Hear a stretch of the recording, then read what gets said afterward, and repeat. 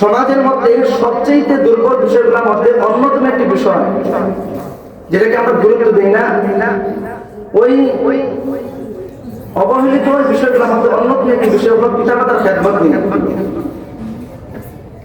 বর্তমান সমাজের মধ্যে বিশেষ করে যুবক শ্রেণীর যে লোকগুলো রয়েছে, পিতামাতার প্রতি দুর্ব্যবহার, সীমানা অতিক্রম, সুন্দর ব্যবহার করে না।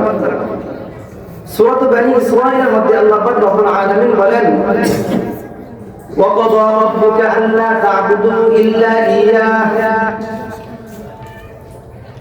আল্লাহ পাক বলেন, তোমার প্রভু তোমাকে আদেশ করেছে, কি আদেশ করেছে? লা তা'বুদু ইল্লাল্লাহ, আল্লাহ পাকের ইবাদত করার জন্য, আল্লাহ পাকের ইবাদত ছাড়া অন্য কারো ইবাদত না করার জন্য।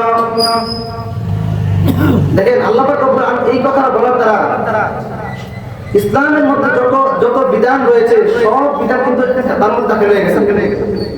কিন্তু এরপরও আল্লাহ পাক আয়াতকে লম্বা করে বলেন, ওয়াবিল ওয়ালিদাইনি ইহসানা, পিতামাতার সাথে সুন্দর ব্যবহার করো।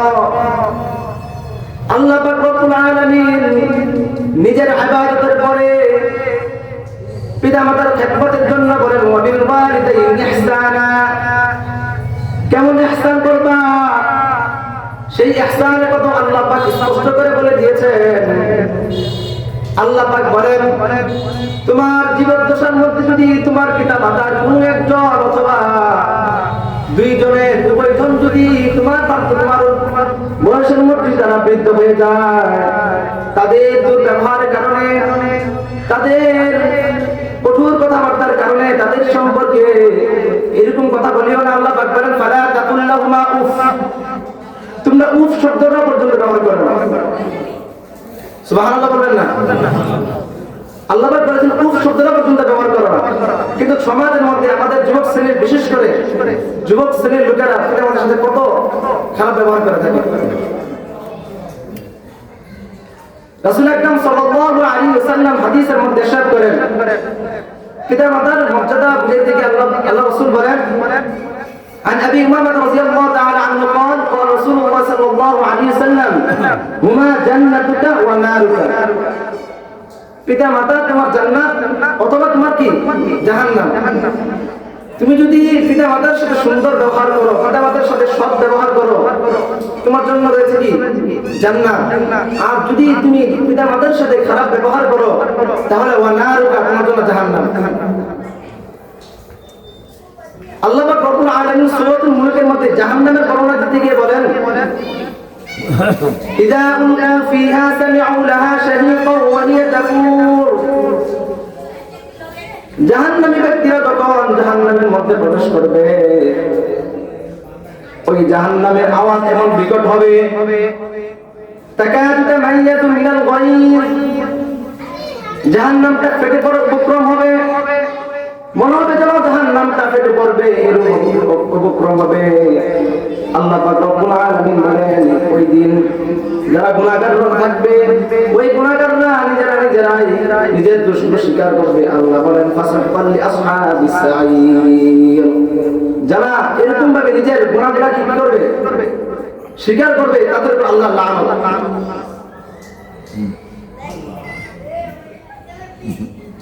রাসূল আকরাম সাল্লাল্লাহু আলাইহি ওয়াসাল্লামের হাদিসের মধ্যে আমরা বুঝতে পারলাম পিতামাতার সাথে কতটুকু সুন্দর ব্যবহার করা দরকার। একটা তোমার আমাদের আখিরাত হলো জান্নাত আর জাহান্নাম। আমার জন্য জান্নাত আমরা আশাবাদী করে থাকি, আশাবাদী করে থাকি না? এখন যদি আমরা পিতামাতার সাথে দুর্ব্যবহার করে হ্যাঁ নিজের জন্য জাহান্নামকে নির্ধারণ করে, আমার জন্য কি ভালো হবে? ভালো হবে না। রাসূল আকরাম সাল্লাল্লাহু আলাইহি ওয়াসাল্লাম হাদিসের মধ্যে ইরশাদ করেন, তিন ব্যক্তি জাহান্নামের মধ্যে প্রবেশ করবে, কোন দিন জান্নাতের মধ্যে কি করবে না, প্রবেশ করবে না। এক নাম্বার, যে দান করেছে, মসজিদে বা মাদ্রাসা বা কোন ভাবে দান করেছে, দান করে আবার কি করেছে, খোলা দিয়েছে। দুই নাম্বার বলেছেন, যারা পিতামাতার সাথে অবস্থা করবে, পিতামাতার সাথে দুর্ব্যবহার করবে, তারা কি করবে না, জান্নাতের মধ্যে কখনো কি করবে না, প্রবেশ করবে না। দুই নাম্বার, তিন নাম্বার বলেছেন, যারা মদ পান করবে। এরপর আল্লাহ রাসূল সাল্লাল্লাহু আলাইহি ওয়াসাল্লাম যে মা, আমরা অনেকে জানি হাদিসটা, যে মা হলো আমাদের জান্নাত। এই জান্নাতের মধ্যে প্রবেশ করবে, জান্নাতের দরওয়াজা আছে না, এই দরওয়াজাটা হলো তোমার বাবা। যদি পিতা মাতার সাথে সুন্দর ব্যবহার করো, আল্লাহ পাক রব্বুল আলামিন তোমাদেরকে জান্নাত দিবে।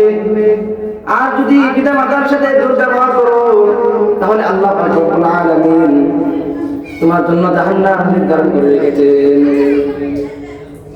আল্লাহ পাক রব্বুল আলামিন এরপর আল্লাহ রাসূল সাল্লাল্লাহু আলাইহি সাল্লাম পিতা মাতার মধ্যে বাবার মর্যাদা বুঝিয়ে দিকে বলেন, রাযাব রাব্বি ফি রাযাবি ওয়ালিদি ওয়া সাখাতুর রাব্বি ফি সাখাতুল ওয়ালিদি।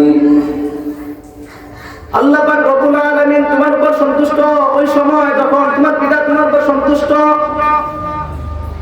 তোমার পিতা তখন তোমার উপর সন্তুষ্ট হবে না, তোমার পিতা যখন তোমার উপর সন্তুষ্ট হবে না, আল্লাহ পাক তোমার উপর সন্তুষ্ট হবেন না।